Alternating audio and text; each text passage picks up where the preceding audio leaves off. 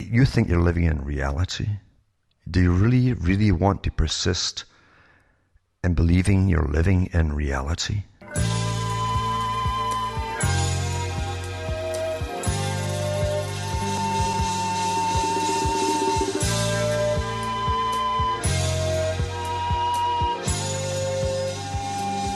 Hi folks, I'm Alan Watt and this is Cutting Through the Matrix on October 19th, 2014.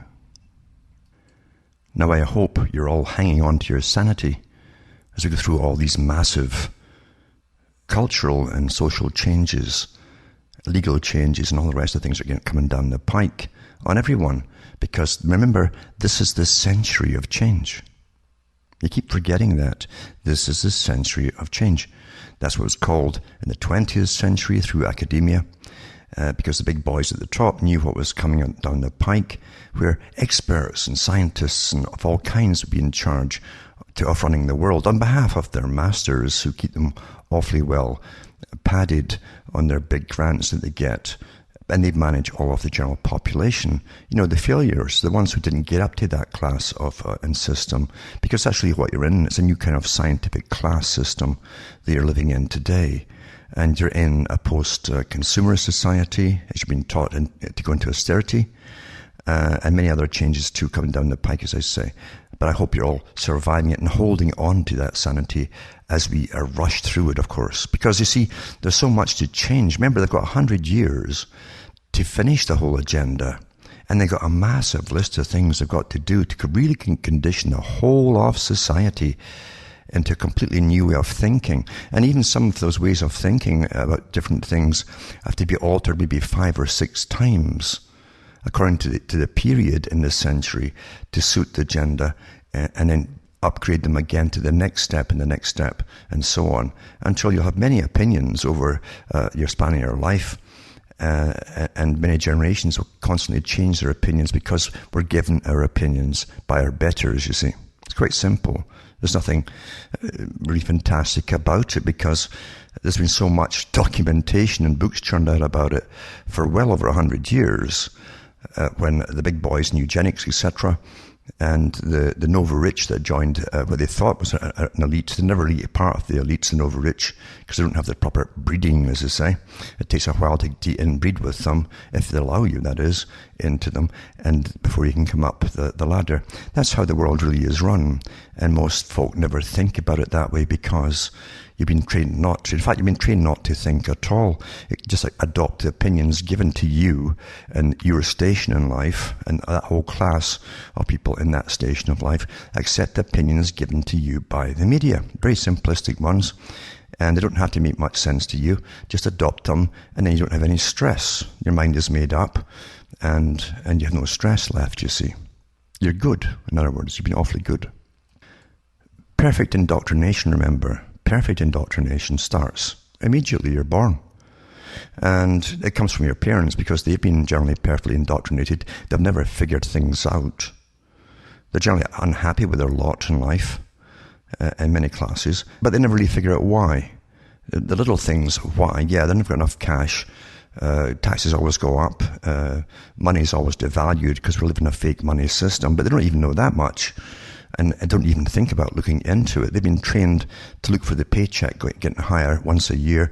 You get the pay increase, and your cost of living goes up about 10 or 12 times more each year, until you're running backwards in actual fact and into austerity. They don't even know that, or even why. In fact, people are bombarded with so many new terms all the time of all these agendas. They switch off rather than try and keep up and remember anything at all. And because of that, they're easily conned the next time and the next time and the next time. Now, if you go back far enough with recorded history you're allowed to peek at, you'll find, I've mentioned before so many times, that Edward Bernays, his name's more popular now because it's been prattled on so many times since by other people that more folk know about him than they did at the time during his lifetime. But anyway, Edward Bernays, of course, is often given the title of the master of manipulation and marketing, manipulating you, because being the nephew of Freud, he claims that he understood the mind and the subconscious desires and how to play on those desires in order to sell things, etc. But he also was used by many presidents throughout his lifetime. He lived to a very ripe old age, and he actually advised on policies, how to put policies over to the public to be acceptable on behalf of big corporate interests, of course, because government has more increasingly, well over 150 years, especially in the States, become more corporate and monopoly designed and run and ruled, basically, because every politician depends on millions now to run, and they get it all from big corporations. It's a payoff. We get you in, and this is what you'll do for us while you're in. It's quite simple, folks. All this hogwash about maintaining your integrity as you go into politics is just rubbish. It's a Hollywood Disneyland kind of thing that you're brainwashed into believing. Nothing is further from the truth. Everything's got a price in this world, and unfortunately everything that touches money is corrupt. And it really is true, because the whole scam of money and the system it is today is utterly corrupt. There have been systems of more honest money where governments did print their own money and they'd actually sell it off to the banks, and then they could lend it out, etc. And that paid, for instance, in Canada, for many, many years, it paid the cost of the money itself, so there's no debt money as such. It held a steady value in circulation, that dollar. And even during the Great Depression, countries came to Canada to find out how it was managed so well, because every other country had masses of debts piling up with compound interest and borrowing from private banks, whereas the government of Canada at that time actually had a printing system, printed their own money and sold it to the banks debt-free. So it was off. Whereas money today, well, is 40 or maybe even 50 cents today, is to do with paying off interest on the debt of to the banks that's borrowed from, basically, that print it all up and give checks to the system that prints it. It's a racket, in other words. And wherever you get something that runs a whole nation and the whole world, something called money, you'll always have corruption anyway. Even if you went back to the old system and governments did print their own cash up, debt-free, and put it into circulation, and also put it into big building projects, etc., to get it circulated, the big corrupt psychopath types would work their way in until they were in charge of it once more, even if it was government-run. You can't win, because there's something that's always persistent in society and history and so on, and that's corruption. It's persistent. And the top psychologists for a long, long time have said that it's part of human nature to an extent. And the philosophers have known this too since ancient times, that power can corrupt, and it certainly does very quickly, especially when the powerful psychopaths or psychopaths who become powerful get into the system, because they crave power. They seek out the positions, and I think it's almost a symbiosis where psychopaths lead and rule the world, and the rest, unfortunately, the decent people have to follow and suffer. That's how it seems to be. But anyway, Bernays in World War I was given the job of getting America into World War I to create public opinion, to get them all on board for 1917. That's when the US entered World War I.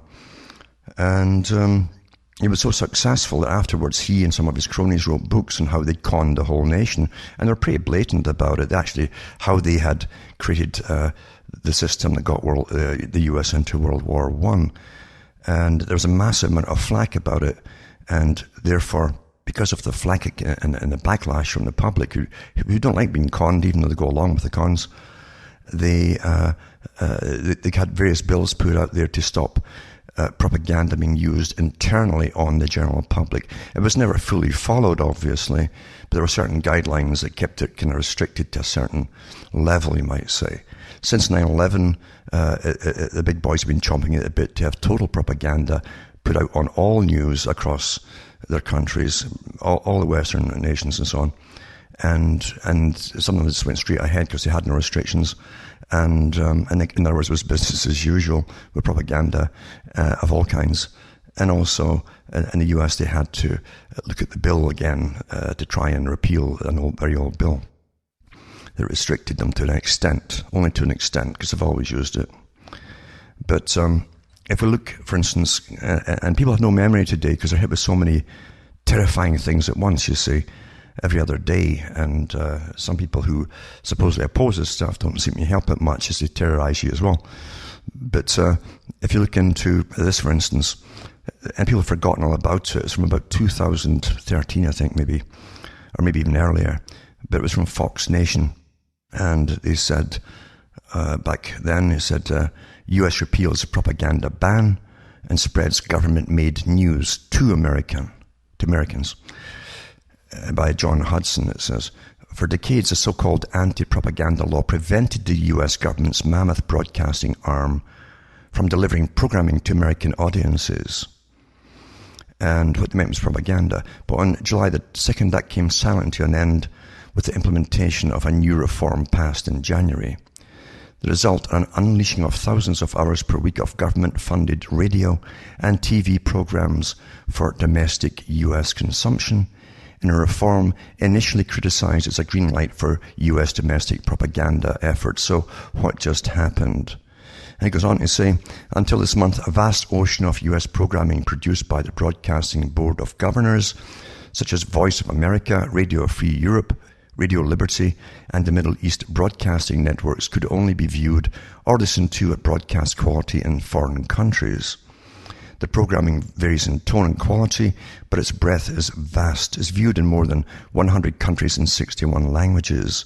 The topics covered include human rights abuses in Iran, self-immolation in Tibet, human trafficking across Asia, and on-the-ground reporting in Egypt and Iraq. And it says here, as it goes on later on, they'd repealed that, as I say, they repealed that, the ban, basically. And then another article came out, the one who started this propaganda lifting of the propaganda ban, and that came out and says Congressman seeks to lift the propaganda ban. He's the guy who brought it forward on behalf of his big masters. But it says it was posted on May 18th, 2012. That's before that last article. And it says that an amendment that would legalize the use of propaganda on American audiences is being inserted into the latest defense authorization bill, BuzzFeed has learned. The amendment would strike the current ban on domestic dissemination of propaganda material produced by the State Department and the Independent Broadcasting Board of Governors, according to the summary of the law at the House Rules Committee's official website. The tweak to the bill would essentially neutralize two previous acts, and the acts are the Smith-Mundt Act of 1948 and Foreign Relations Authorization Act of 1987. They've been passed to protect U.S. audiences from our own government's misinformation campaigns. The bipartisan amendment is sponsored by Rep. Mac Thornberry from Texas and Republican Adam Smith from Washington State.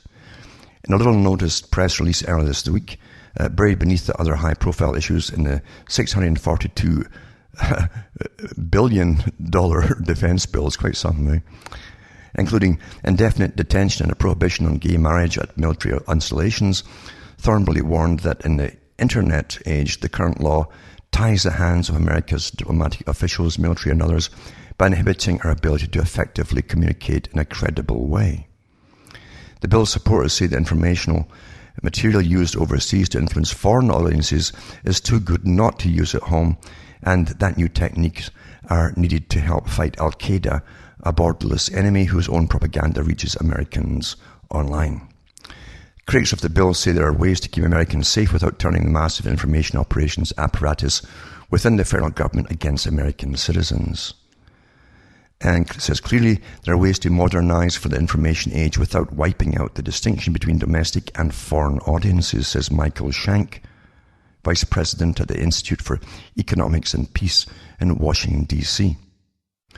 The representatives Adam Smith and Mac Thornberry want to roll back protections put in place by previously serving senators who, in their wisdom, ensured limits to taxpayer-funded propaganda promulgated by the U.S. government is disconcerting and dangerous.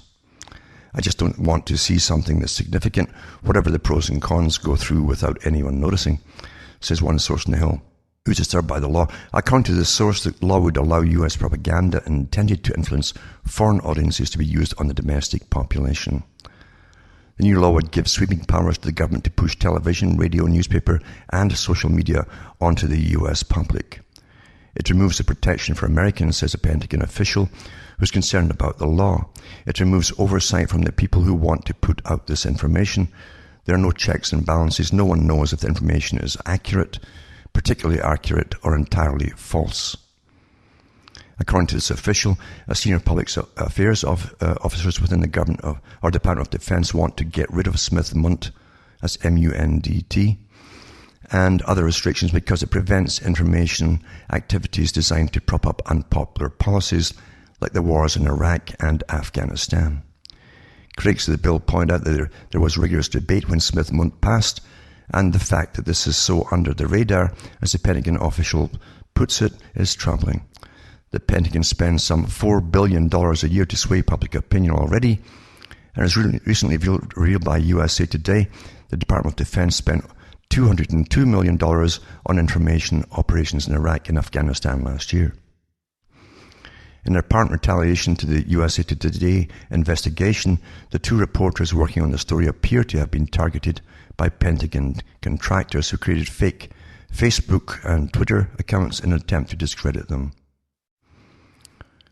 And it says the evaporation of Smith-Mundt and other provisions to safeguard US citizens against government propaganda campaigns is part of a larger trend within the diplomatic and military establishment.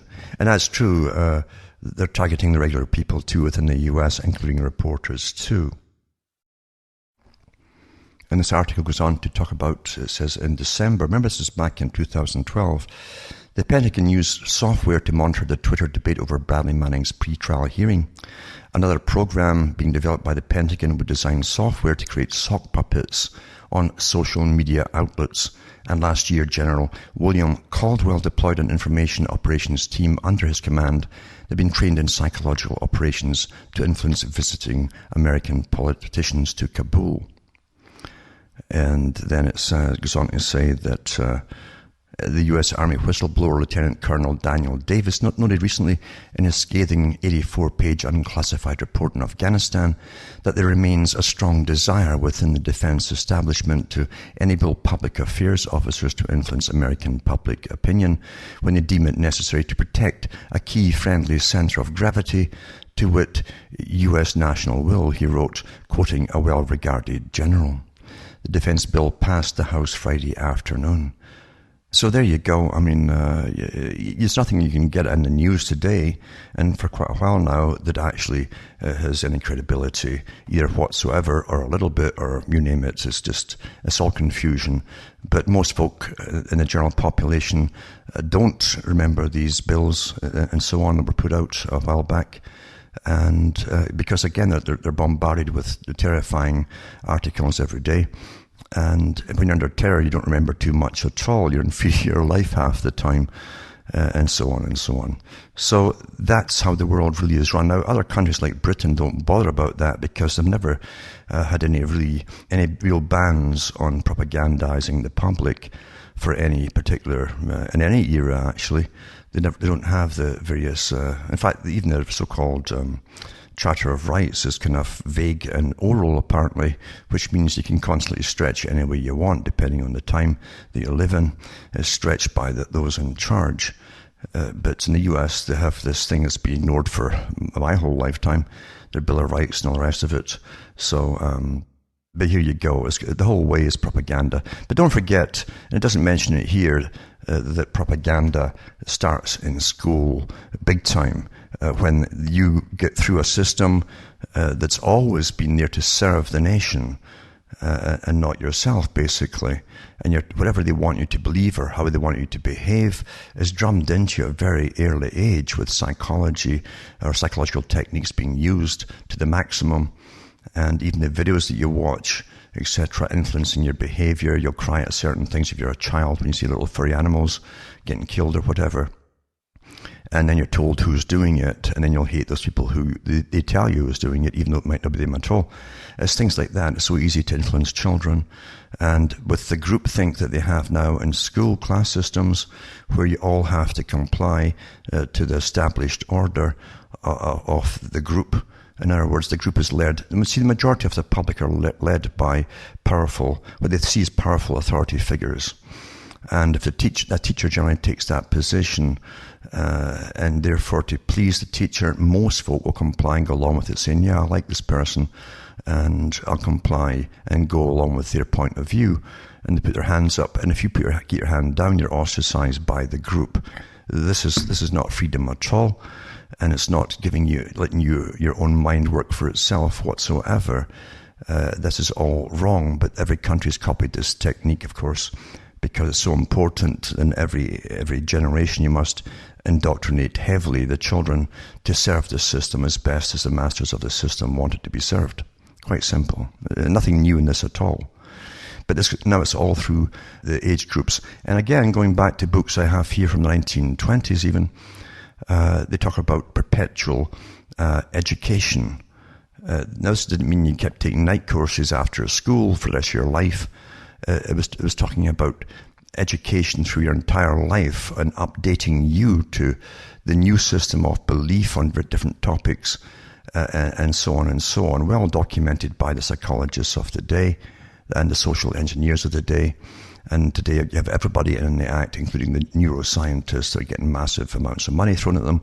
And the behaviorists, of course, as always, anthropologists too, social anthropologists, all this kind of stuff works together.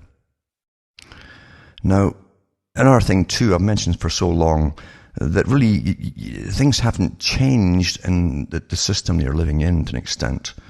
It's been more hidden in the past. The big corporations ruled your nations, and monopoly power rules the nations. The greatest example is always the US, because at one time they had far more media inside the US, down to the small media that wasn't a part of the CFR long ago, and they would write things as they were.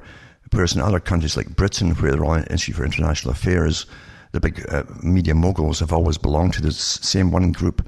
They've always been in charge of whatever you're going to be told is happening for since inception, basically. In fact, going back to before they gave it that name, and they called it the Milner Group. So, corporations really rule your nations, and they've always tried to hide behind a smoke screen to make you think you have rights, and so on and so on. But in the US, it leaks out, of course, over many, many years, down through the ages, that, for instance, here's an example. One of the US presidents said a long time ago that whatever's good for GM is good for America, and vice versa. That's how it filters into the consciousness of the population. And is that really true? Is that really true?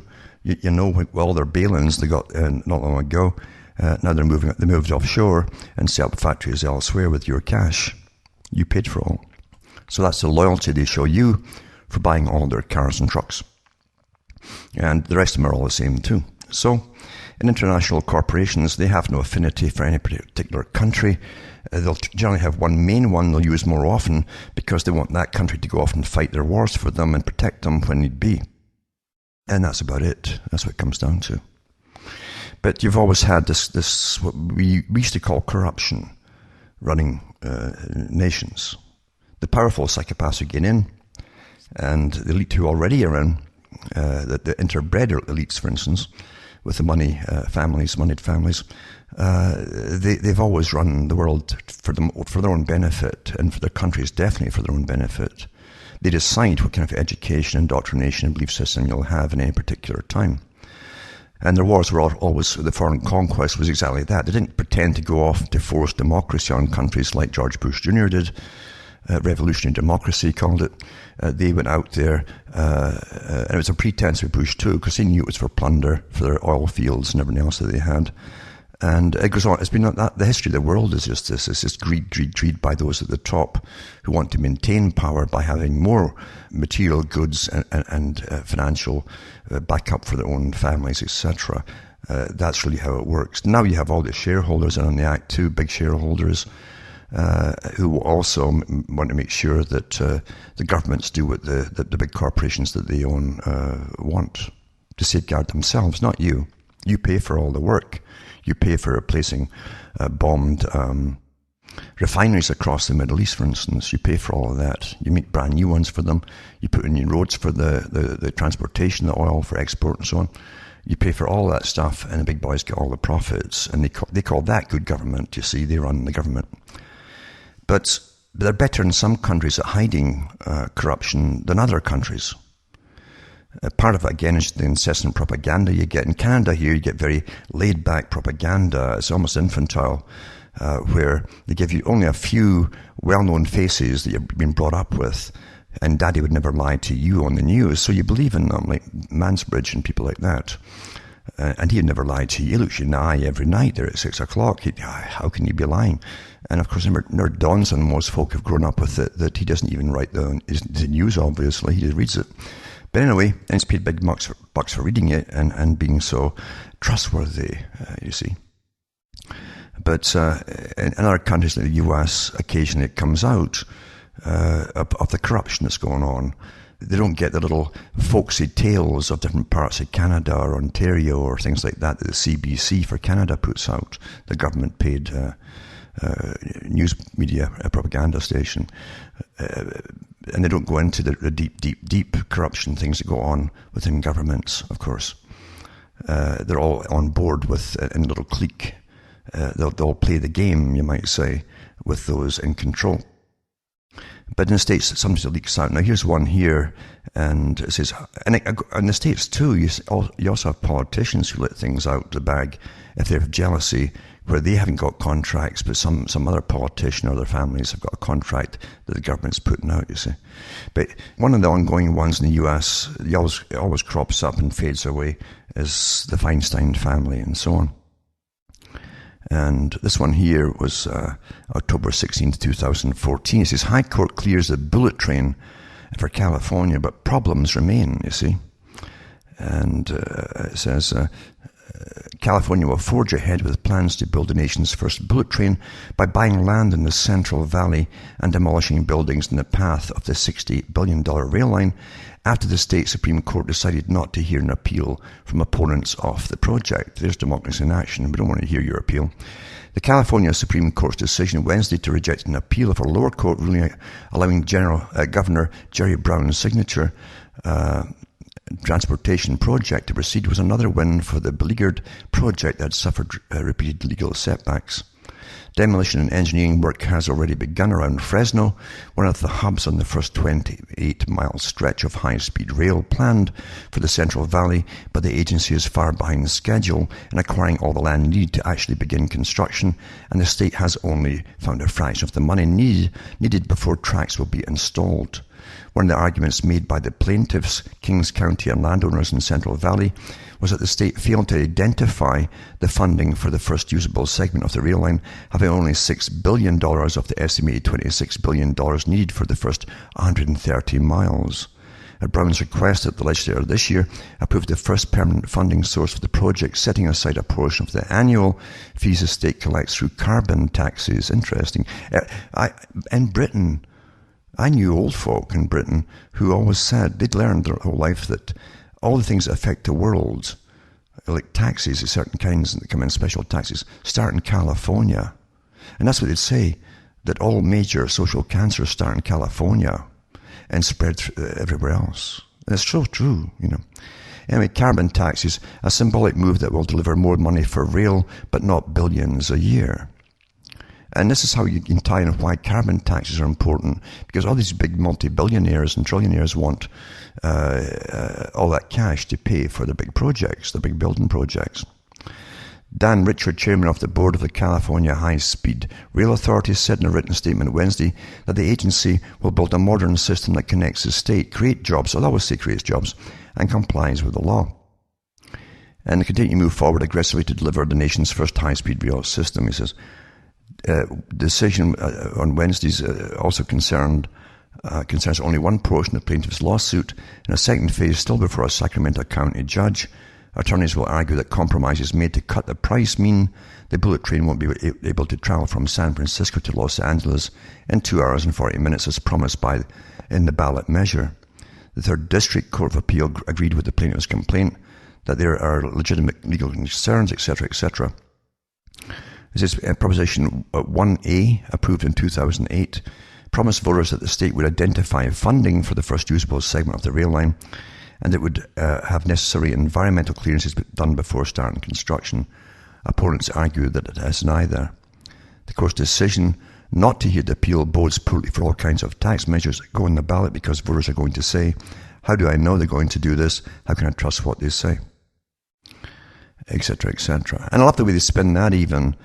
In other words, how can you trust them for pushing this through?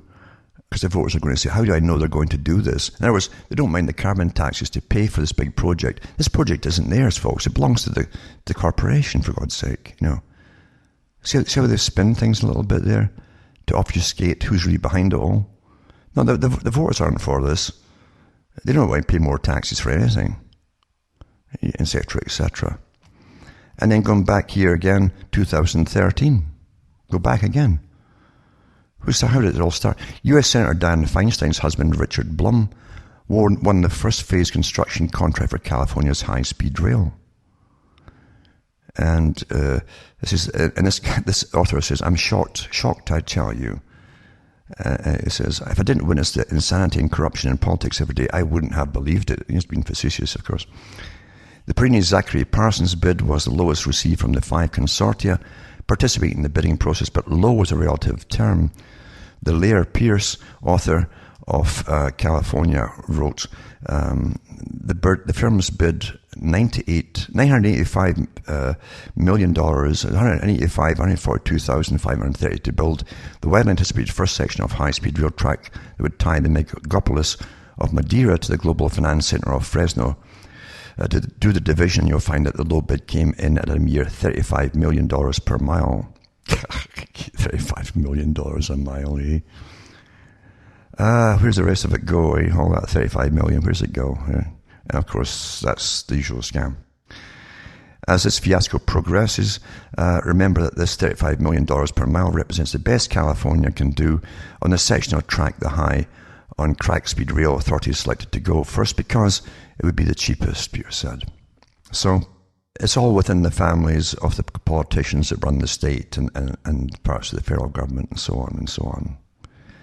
And as I say, that was all done, and in that last article said the High Court clears a bullet train, but problems remain.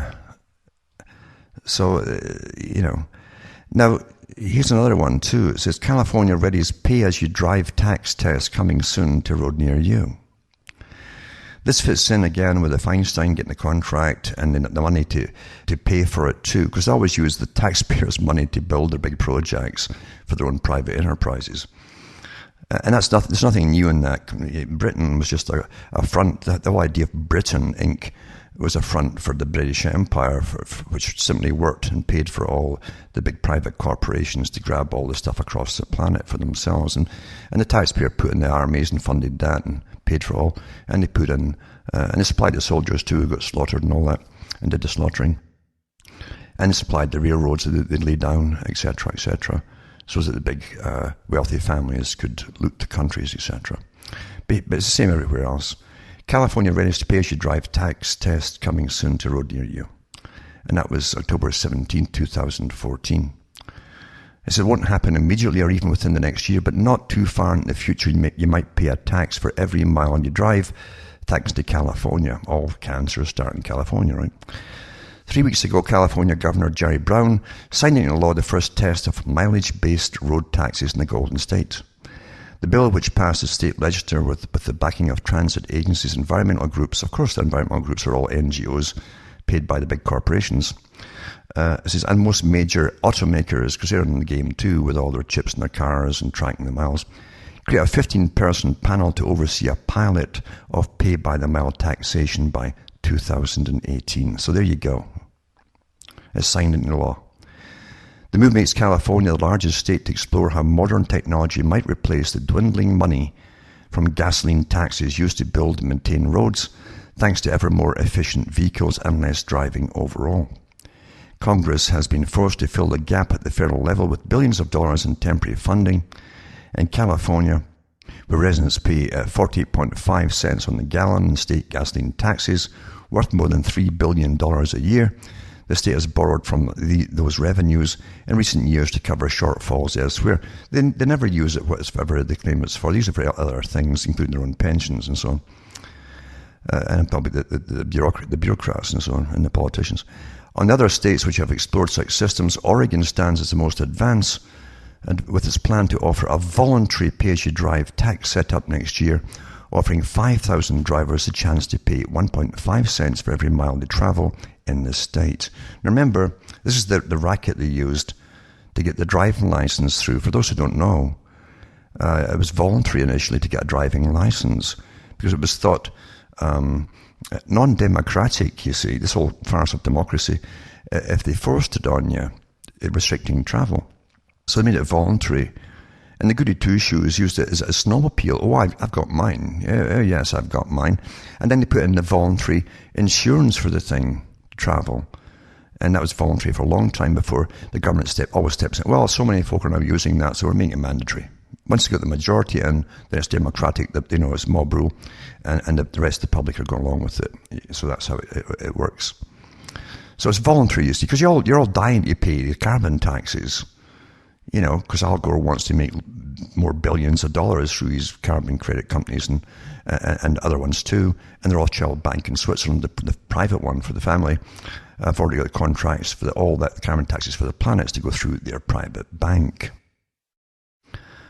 Because they're so altruistic, you understand. They're really philanthropists. They want to help you all. That's how they got stinking rich, by helping folk get slaughtered across the planet as they plundered it. Anyway, getting back to the article, it says, the voluntary pay-as-you-drive tax system set up for next year, offering 5,000 drivers a chance to pay 1.5 cents for every mile they travel in the state.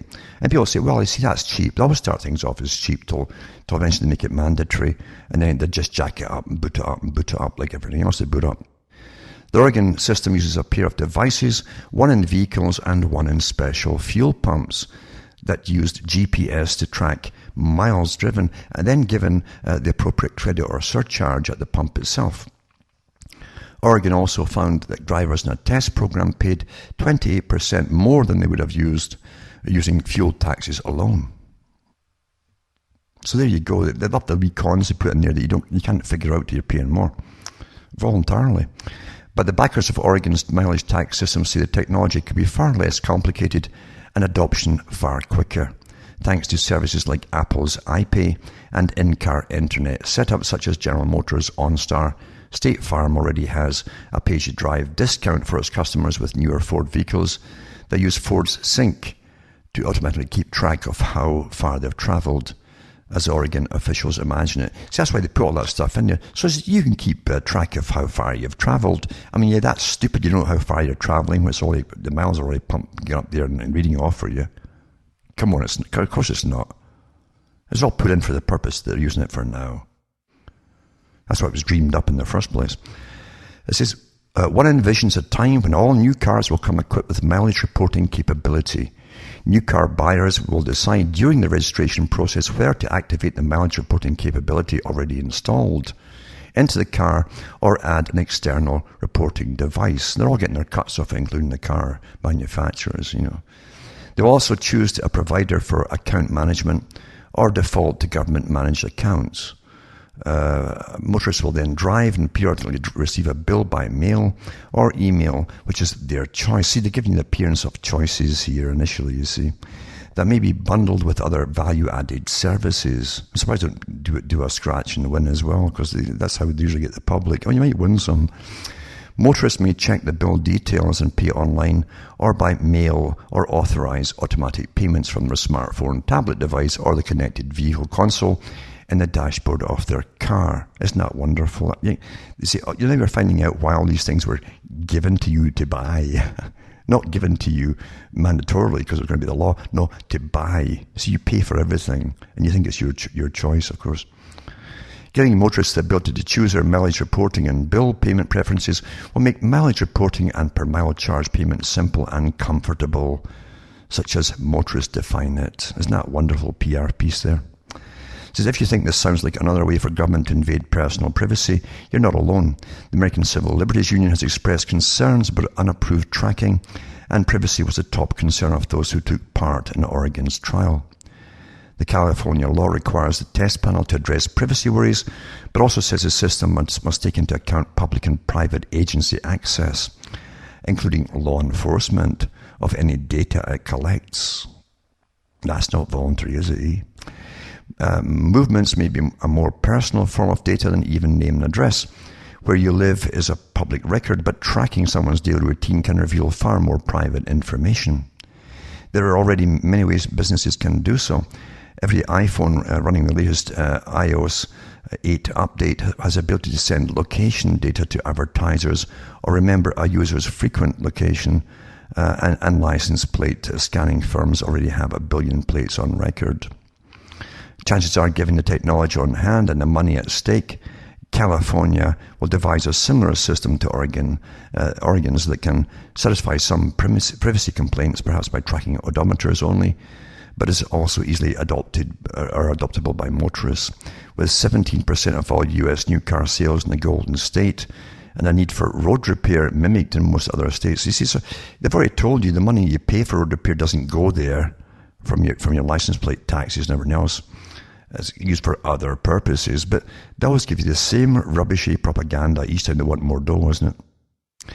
Anyway, it's entirely likely that when it comes to taxing by the mile, the old saw is true. As California goes, so goes the nation. Actually, it's the world, as I say, especially with their politically correct updates too for how you're supposed to view certain things and topics and all the rest of it, or else you're rather hateful and nasty. It's amazing, isn't it, the propaganda that we're just deluged with all the time.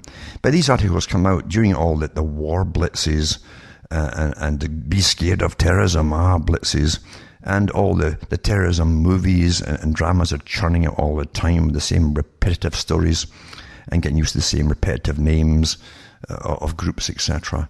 Yada, yada, yada. It's just incessant. And we're rushing to remember through all the different free trade bills, and we're going into CETA in Canada too, as they update all the Pacific Rim free trade negotiations, etc., etc., etc. It's just and so that's all. That all takes a back seat during this. Be scared of Ebola and be terrified of Al Qaeda or ISIS or ISIS. Wait till Osiris comes. Then you're in trouble, and so on and so on. Or even worse, ISIS. It could be ISIS could be the mummy. If the mummy really appears, Mama's pretty nasty, you know. Oh yeah, probably little Horus too. But we're conned, and the public. They forget all the important things that I'm reading tonight. Because what's reading tonight is to happen across all of America, including Canada, and eventually Latin America, all across Europe, you see, under the energy taxes and carbon tax bills that have been put through everywhere, you see. Yeah. Everything today is on a world scale. I remember what Von Rompuy said, the head of the EU Parliament. Nobody elected him because it's so democratic. He said that it was the end of the nation. The end of nation states, he said, were obsolete. And they are obsolete, for those who don't quite get it yet. The few countries that are standing out and against this world monopoly are being bombed into antiquity right now, into the Stone Age.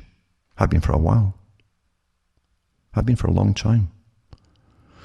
But the idea too isn't just that. They also want to put chips, and also got chips in some fuel pumps for your cars. And the chips will also monitor how much you're using. And if they want to switch that off, by the way, if you're not paying all these taxes and so on, bingo, you ain't going to go anywhere. There's choice for you, isn't it? Choice. Well, see, whatever the big boys want, they get. But they do tell you in advance what they're after through all the different organizations that they run through their front organization called the United Nations. And the big foundations owned by the big corporate owners and so on that fund all the non-governmental organizations are always protesting to get all these things through, and they're paid well at the top for it, by the foundation's money, and often backed up by government's money too, by the way, your tax money. They get what they want. They do publish so many articles. It would be a full-time job just trying to keep up with 2 or 3 foundations in a year. And no mind all the thousands of NGOs that are all connected together to make you think there's a lot of different choices amongst the NGOs. No, there's not. Many of them all get funding from the same few foundations, these NGOs. And many of the foundations they have, these hundreds and hundreds and hundreds of foundations, are simply fronts to distribute the cash to the NGOs from the main foundations like the Rockefeller Foundation. That's the real world. Not Ebola, be terrified, and not terrorism everywhere. Oh, be terribly terrified, and so on. We live in a fool's paradise. It's a fool for those who watch TV and nothing but fiction all the time, because they can't handle the stress in life, and they don't want to look into why they're feeling all this stress and so on. So they go into fiction, and then they're getting completely downloaded with propaganda that's embedded in all the fiction. Dear, sad life, isn't it, for an awful lot of people. Awful lot of people. But all these techniques have been used for an awful long time on the general populations, and they don't even know it. And we've been funding all the behaviorists, neuroscientists, and so on for so long now to alter our way of behaving, our way of thinking or reasoning, and so on. That most folk literally can't reclaim themselves and find out who they should have been. Remember what Aldous Huxley said, and I've said this so many times on the air that many other hosts have parroted it and keep parroting it. In fact, I use my archives all the time. But the thing is, Huxley said on a Mike Wallace interview a long time ago, he said, the scientific elite, with the powered elite, the dominant minority, you see, and the moneyed minority, he said, together, he said, can convince whole peoples, whole nations to do things and accept things that possibly they should not accept. Today, with the propaganda being so perfect, you don't have much choice but to go along with it, you see. Or you're a bad person. Or they'll give you these nasty terms like hater. It's like calling you a Nazi or something. That's the intention of it. Nothing is lost in history, and anything that's been used successfully after events can be slapped upon you, because there's no. How can it gets off the topic? You see, it's a smear, it's a slur, and you wouldn't listen to a Nazi, or you wouldn't listen to whatever. It's okay to listen to a communist because they've never ever bashed the Bolsheviks and the communists for the slaughtering millions of people. But I should tell you an awful lot, by the way. But they'll use other terms to just knock you down if you don't go along with certain social things that they're getting rammed down your throats today, you see.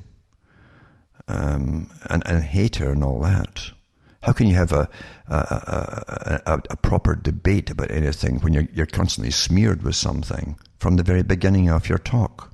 It's impossible. And that's why they use these terms, you see. As Lenin said too, this is we shall win by slogans.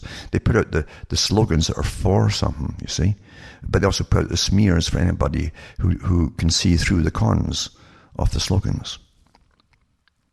Everything's like this, and you're living through this on a daily basis. How many of you have forgotten already of the topics I started with about the bills to allow propaganda to be used internally from all areas of government and agencies and pentagons and so on? You see, you're bombarded with so much information today you can't keep track. And you've got to keep track of the main things, not all of it obviously, but the main things which are affecting you personally and designed to hit you personally. Don't forget them. The mind has no firewall, they say. Be careful what you watch in fiction, unless you're watching it to analyze it. Don't get caught up in the motive story. Now, everyone forgets what they've learned before about Agenda 21, the Millennium Project, all these different terms for the same thing, Sustainability Project, etc. And you're meant to forget all of that stuff.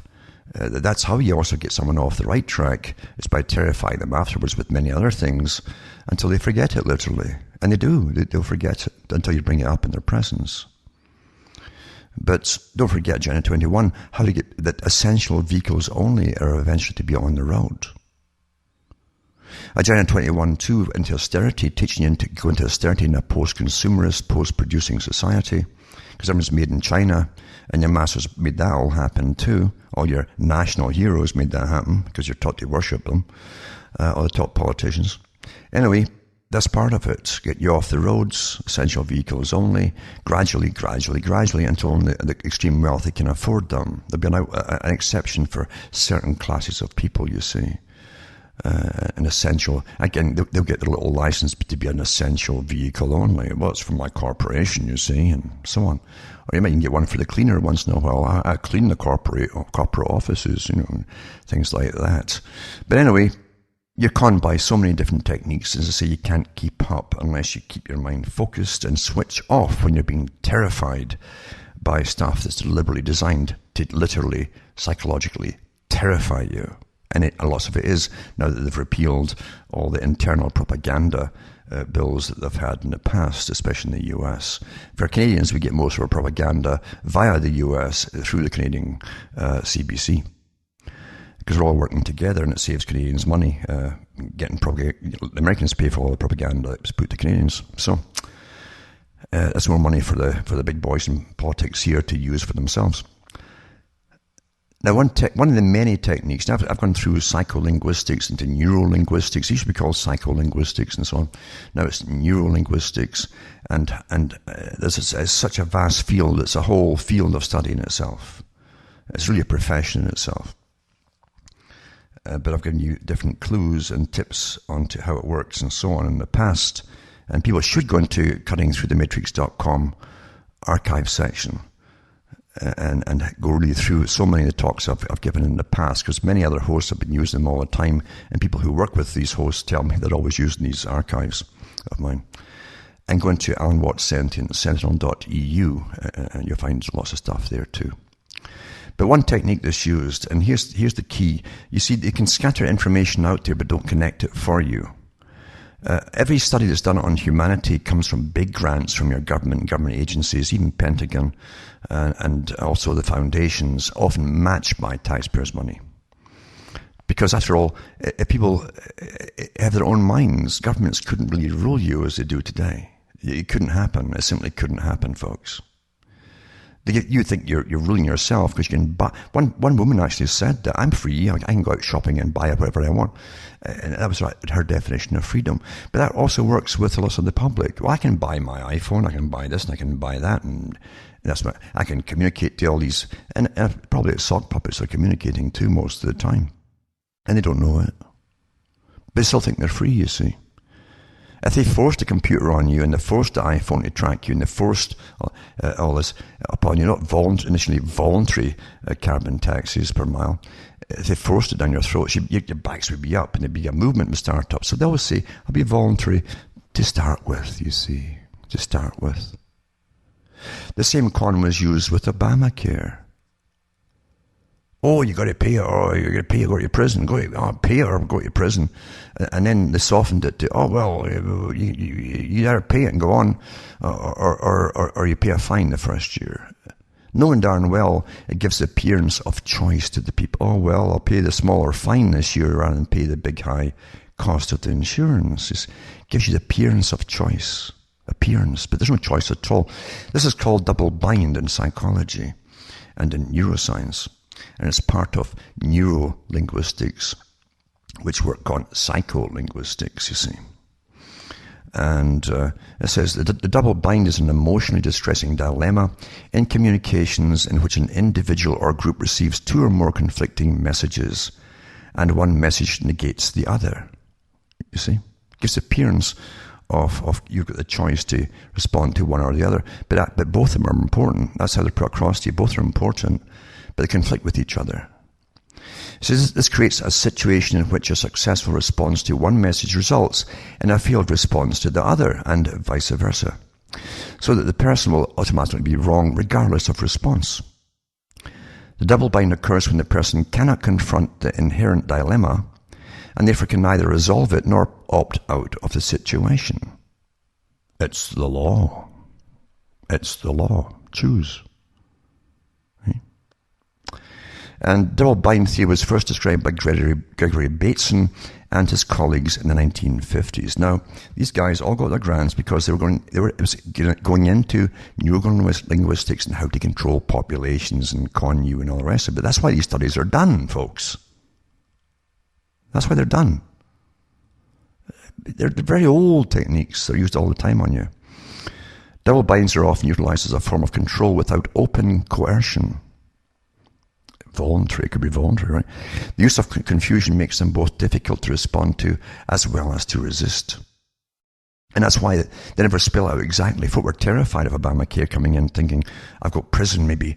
That's what I've heard through the rumor mill, or even worse. That's why they deliberately put this stuff out and obfuscate it. They don't give you all that you need to know to make a choice, you see. It says makes them both difficult to respond to as well as to resist. It's a law. A double bind generally includes different levels of abstraction in the order of messages, and these messages can either be stated explicitly or implicitly within the context of the situation, or they can be conveyed by tone of voice or body language. Further complications arise when the frequent double binds are part of an ongoing relationship to which the person or group is committed. You found that too in those who followed communism in the Soviet countries. Because, in the Stalin era especially, Stalin was supposed to be the ultimate person who could decipher Marx's writings. As though and it's supposed to be a science, remember. This whole thing was meant to be a science. Now science, true empirical science, has to be tested over and over with the same experiment done many times over, and you'll always coming up with the same result to be a science. But really what was really a con movement to begin with, getting the masses to rise up, to out an elite group, to put another elite group in, that's really what it was. With a population who then would be conned that they're all working almost free, in fact, for a future utopia, meaning massive profits for the elites who then ruled. That's how it's put across there. It was a great con. Because we're always looking for utopias, and people will always follow something that gives them hope of a utopia, or even hope itself. That's what all the chronology and pharma is about, pills for everything. And you get the same with a so-called opposing force, which really isn't opposing at all. It uses all the same marketing strategies to terrify you of dying by diseases. And here's the cure: eat this grass that's been used for 1,000 other things in the past. So it says here, double bind theory is more clearly understood in the context of complex systems and cybernetics, because human communication and the mind itself function in an interactive manner similar to ecosystems.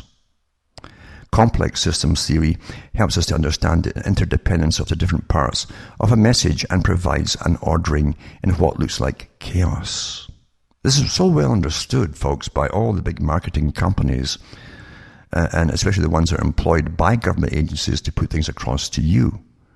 It's also taught to public relations officers from all departments, from even your local police, etc.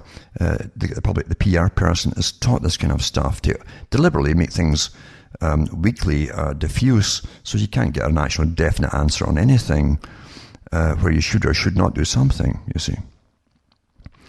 But it says, a double bind is often misunderstood to be a simple contradictory situation where the subject is trapped by two conflicting demands.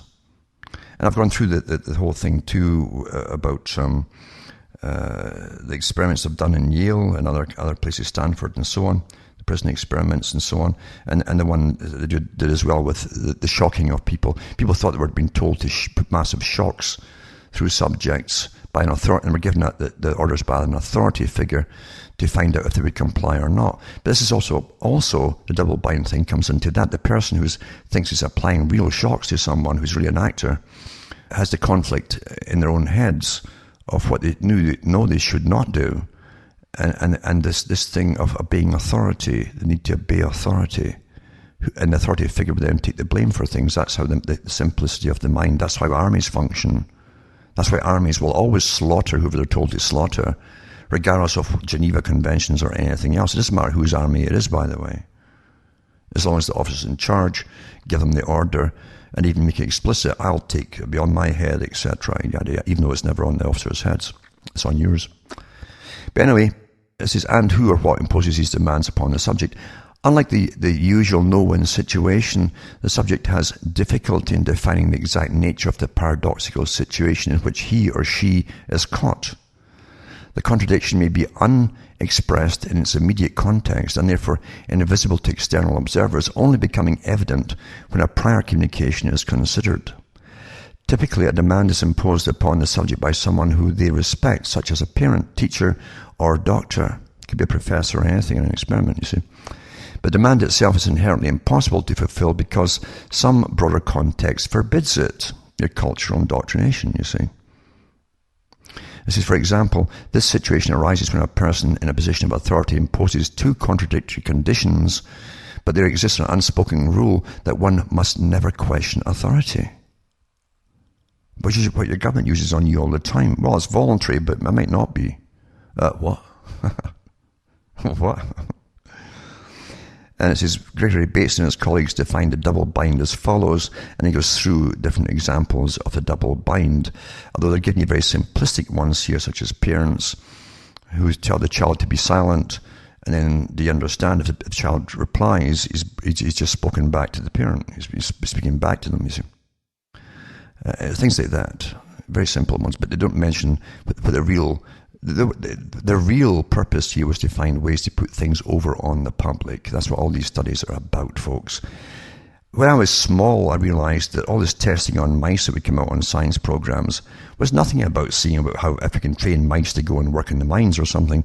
This was all to do with if it works on one species of mammal or whatever, could it work on others?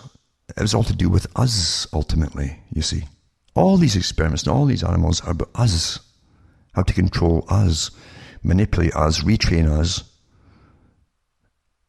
and constantly update us, in fact, into new trainings, without us knowing.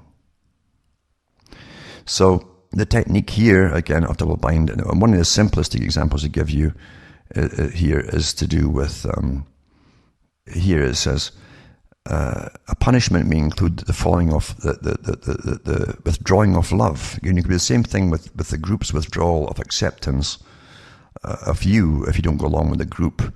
When the teacher says, what do you think, folks? Knowing darn well most of them will go along with the teacher. One person says no.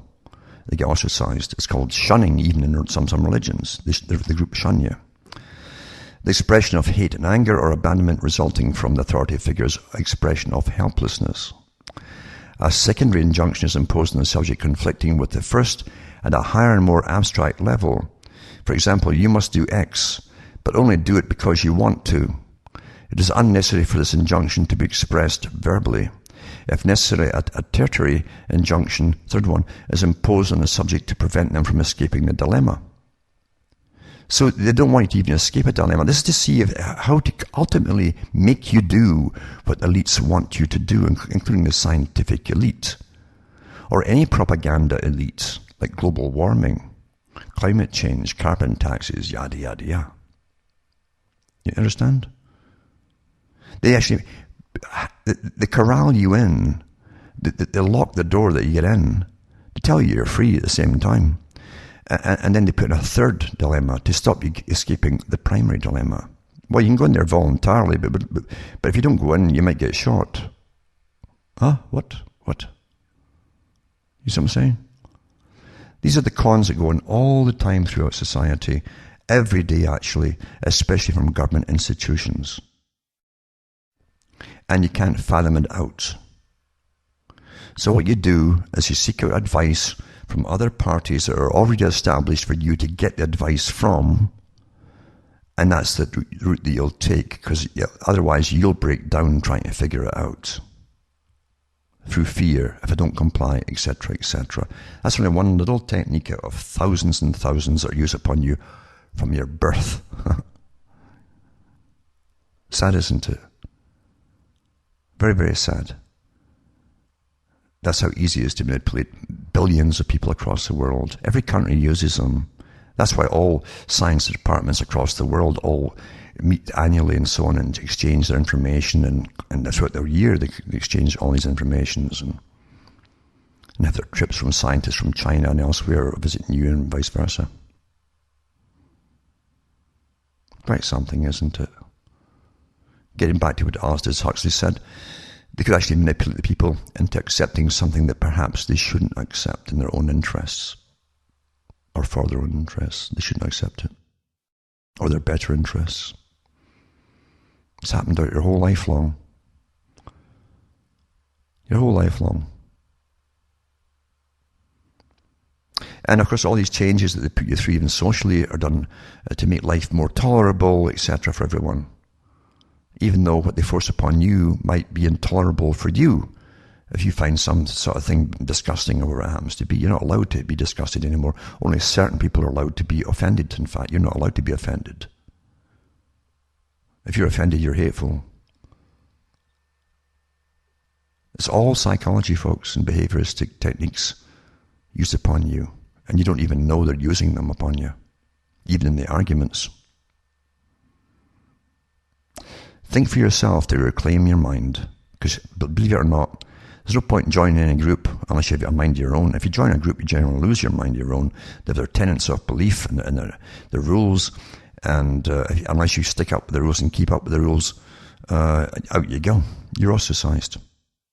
And because you've lost, you have to put your mind at the door, leave your brain at the door when you go into that meeting, you see. That's what the system of communism was about, as I say. When only Stalin said he understood it. So everyone around Stalin had to say, well, I can't really figure it out, you see. But he knows where he's taking us, so I have to accept it all in faith. He knows where he's going, and I believe him. That's how it works, you see. Very simple. Simple trick. A long time ago, Bertrand Russell said the same thing, many, many moons ago. They trained the public to believe in nothing but experts, not even their own deductions. They only believe experts. And we've been there your whole life now. Yep. Can't have opinion of your own by your own deductions. No. Your own reasoning. Can't trust your own reasoning. If you're a sentient being and everything's working properly, you're darn right you have a right to think for yourself, decide for yourself, and say what you want about things around you. Nothing should be taboo. Nothing should be taboo. Zilch. No matter how much mud or feces or whatever else is thrown upon you, you should say whatever you want as a sentient being. Doesn't mean you're a nasty little sod that goes out looking to create trouble for trouble's sake, just to get noticed. But to be a real sentient, sane person, you should be allowed to have your views and opinions on anything. Of course you must. After all those who want you to change and update you all the time into new systems of belief and behavior and all the rest of it, demand that you accept and go along with these and change yourself along to suit it. They demand it. So what gives them the special God-given right to do that to you, but you can't give your own opinions back? No, true equality would mean you could say whatever you wanted to say. And if something is nonsensical or totally manipulative, then you should be able to say so.